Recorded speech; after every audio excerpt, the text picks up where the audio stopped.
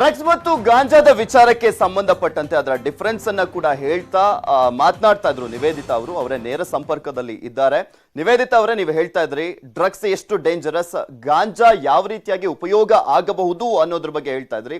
ನಮ್ಮ ಭಾರತದಲ್ಲಿ ಸ್ಪೆಷಲಿ ಈ ಒಂದು ಆಯುರ್ವೇದಿಕ್ಗೆ ತುಂಬಾ ಮನ್ನಣೆಯನ್ನ ಕೊಡುವಂಥದ್ದು ಬೇರೆ ಯಾವ ದೇಶವನ್ನ ಕಂಪೇರ್ ಮಾಡಿದ್ರು ಕೂಡ ನಮ್ಮಲ್ಲೇ ಜಾಸ್ತಿ. ಆದ್ರೂ ಕೂಡ ಯಾಕೆ ಇದರ ಬಗ್ಗೆ ವಿಚಾರಕ್ಕೆ ಸಂಬಂಧಪಟ್ಟಂತೆ ರಿಸರ್ಚ್ಗಳು ಆಗ್ತಾ ಇಲ್ಲ, ಈ ಒಂದು ವಿಚಾರಕ್ಕೆ ಸಂಬಂಧಪಟ್ಟಂತೆ ಅರಿವನ್ನ ಮೂಡಿಸುವಂತ ಕೆಲಸ ಆಗ್ತಾ ಇಲ್ಲ ಅನ್ಸುತ್ತೆ ಹಾಗಾದ್ರೆ ನಿಮ್ಗೆ? ಎಕ್ಸಾಕ್ಟ್ಲಿ. ನಾನು ಆಯುರ್ವೇದಿಕ್, ನಮ್ಮ ಅಪ್ಪಂಗೆ ಆರ್ಥರೈಟಿಸ್ ಪ್ರಾಬ್ಲಮ್ ಇತ್ತು ಲಾಸ್ಟ್ ಇಯರ್. ನಾನು ಈ CBD ಆಯಿಲ್ ತರ್ಸಕ್ಕೆ ತುಂಬಾ ಟ್ರೈ ಮಾಡಿದೆ. ತುಂಬಾ ಕಷ್ಟ ಆಯ್ತು ಅಂತ ತರಿಸಬಹುದು, ಬಟ್ ಅದಕ್ಕೆ ತುಂಬಾ ಡಾಕ್ಯುಮೆಂಟೇಶನ್ ಕೊಟ್ಟು ತುಂಬಾ ಕಷ್ಟ ಆಯ್ತು ತರಿಸಲಿಕ್ಕೆ. ಆಕ್ಚುಲಿ ಆಯುರ್ವೇದಿಕ್ ಹಾಸ್ಪಿಟಲ್ ಅಡ್ಮಿಟ್ ಆಗಿದ್ರು. ನಾನು ಅಲ್ಲಿ ಕೇಳಿದೆ ಯಾಕೆ ಹೆಚ್ಚು ರಿಸರ್ಚ್ ಆಗ್ತಾ ಇಲ್ಲ ಅಂತ.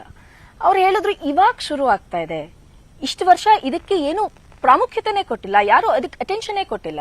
ಆಯ್ತಾ? ಆಮೇಲೆ ಇವಾಗ ನನ್ನ ರಿಸರ್ಚ್ ಅಲ್ಲಿ ಗೊತ್ತಾಯ್ತು, ಆಯುರ್ವೇದಿಕ್ಕಿನ ಪ್ರತಿಯೊಂದು ಆಲ್ಮೋಸ್ಟ್ ಎವ್ರಿ ಅದರ್ ಔಷಧಿನಲ್ಲಿ ಇದು ಬೇಸ್ನ ನೀವು ತೆಗೆದುಬಿಟ್ರೆ, ಬೆನ್ಮೂಳೆ ಮುರಿದು ಬಿಟ್ರೆ ಹೆಂಗ್ ನಿಲ್ಲುತ್ತೆ ಅದು?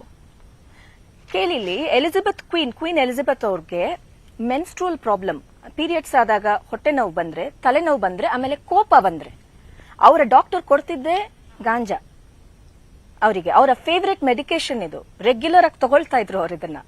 ಇದೆಲ್ಲ ರಾಯಲ್ ರೆಕಾರ್ಡ್ ಅಲ್ಲಿ ಇದೆ, ನೀವು ಗೂಗಲ್ ಮಾಡಿ ನೋಡ್ಬೋದು. ನಾನು ಹುಟ್ಟಿಸ್ಕೊಂಡು ಹೇಳ್ತಾ ಇಲ್ಲ. ಆಮೇಲೆ ಎಲ್ಲ ಉನಾನಿ ಮೆಡಿಸಿನ್ ಅಲ್ಲೂ ಇದು ಬೇಸು. ಇವತ್ತು ನಾವು ಬೇರೆ ದೇಶದಿಂದ ಇದನ್ನ ಇಂಪೋರ್ಟ್ ಮಾಡ್ಕೋತಾ ಇದೀವಿ. ಹೆಂಪ್ ಗಿಡನ, ಹೆಂಪ್ ಬೀಜನ ತಗೊಳ್ತಾರೆ. ಹೆಂಪ್ ಬೀಜನಲ್ಲಿ ಒಮೆಗಾ 3, ಒಮೆಗಾ 6, ಒಮೆಗಾ 9 ಈ ಮೂರು ಇದೆ ನಮಗೆ ಬೇಕಾದ ನ್ಯೂಟ್ರಿಯೆಂಟ್ಸ್. ಅದನ್ನ ಬೇರೆ ದೇಶದಿಂದ ಇಂಪೋರ್ಟ್ ಮಾಡ್ಕೊಂಡು ತಿಂತಾ ಇದ್ದಾರೆ ಇವತ್ತು. ಓಕೆ, ಇದು ಬರೀ ಮೆಡಿಸಿನಲ್ ಯೂಸ್ ಆಯ್ತು.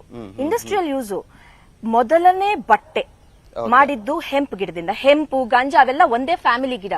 ಈಗ ಕರಿ ತುಳಸಿ, ಗ್ರೀನ್ ತುಳಸಿ, ಬೇರೆ ಬೇರೆ ಇದೆಯಲ್ಲ ಆತರ. ಸೊ ಹೆಂಪು ರಿಸರ್ಚ್ ಮಾಡಿ ಇದ್ರ ಬಗ್ಗೆ ಅರಿವನ್ನ ಮೂಡಿಸೋದ್ರಲ್ಲಿ ಭಾರತ ತುಂಬಾ ಹಿಂದೆ ಬಿದ್ದಿದೆ ಅನ್ನೋ ವಾದ ಅಲ್ವಾ ನಿಮ್ದು?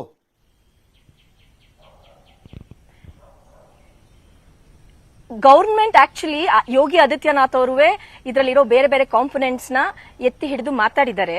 ಅವ್ರದ್ದು ಮಾತಾಡೋದು ಇದೆ ರೆಕಾರ್ಡ್. ಈ ಗವರ್ಮೆಂಟ್ ಹಲವಾರು ಗುಂಪುಗಳನ್ನ ಇನ್ವೈಟ್ ಮಾಡಿದ್ದಾರೆ. ಇವಾಗಿರೋ ಗವರ್ಮೆಂಟ್ ಬನ್ನಿ ನೀವು ಏನಾದ್ರು ಮಾಡಿ ಅಂತ. ಆದ್ರೆ ಆಕ್ಚುಲಿ ಜನರಿಂದ ಬ್ಯಾಕ್ಲಾಶ್ ಬರ್ತಾ ಇದೆ.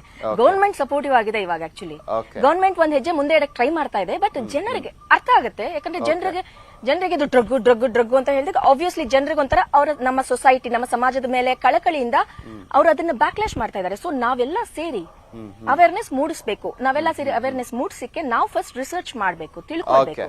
ಜಸ್ಟ್ ಗೂಗಲ್ ಮಾಡಿದ್ರೆ ಗೊತ್ತಾಗುತ್ತೆ. ಕ್ಯಾನ್ಸರ್ ಕ್ಯಾನಿಬಿಸ್ ಅಂದ್ರೆ ಗಾಂಜಾ, ಕ್ಯಾನ್ಸರ್ ಕ್ಯಾನಿಬಿಸ್ ಅಂತ ಹೊಡೆದ್ರೆ ಗೊತ್ತಾಗುತ್ತೆ.